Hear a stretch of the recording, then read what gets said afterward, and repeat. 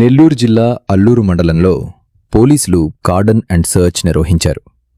కావలి CI Shivshankar ఆధ్వర్యంలో పోలీసులు అల్లూరులోని పలు ప్రాంతాల్లో ఇంటింటా తనిఖీలు చేపట్టారు. ఈ సందర్భంగా వాహనాల పత్రాలను క్షుణ్ణంగా పరిశీలించారు. సరైన పత్రాలు లేని 27 ద్విచక్ర వాహనాలతో పాటు 2 ఆటోలను పోలీసులు స్వాధీనం చేసుకున్నారు. అనుమానాస్పద వ్యక్తులు, అక్రమ కార్యకలాపాలపై నిఘా ఉంచేందుకు కార్డన్ అండ్ సర్చ్ నిర్వహించినట్లు పోలీసులు తెలిపారు. ప్రజలు తమ వాహనాలకు సంబంధించిన అన్ని పత్రాలను తప్పనిసరిగా వెంట ఉంచుకోవాలని సూచించారు.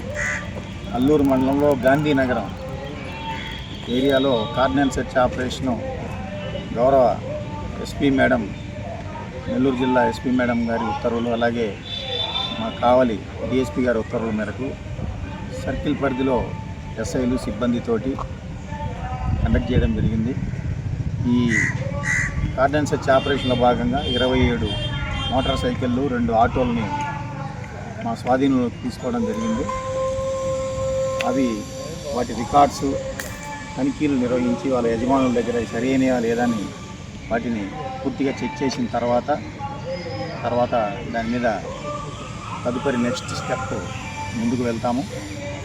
అట్లాగే కావలి సర్కిల్ పరిధిలో ఉన్నటువంటి 3 మండలాల పరిధిలో ప్రతి గ్రామాన్ని కూడా మేము ఈ కార్డన్ సెర్చ్ ఆపరేషన్ నిమిత్తం అన్నింటిని కూడా కండక్ట్ చేయడం జరుగుతుంది.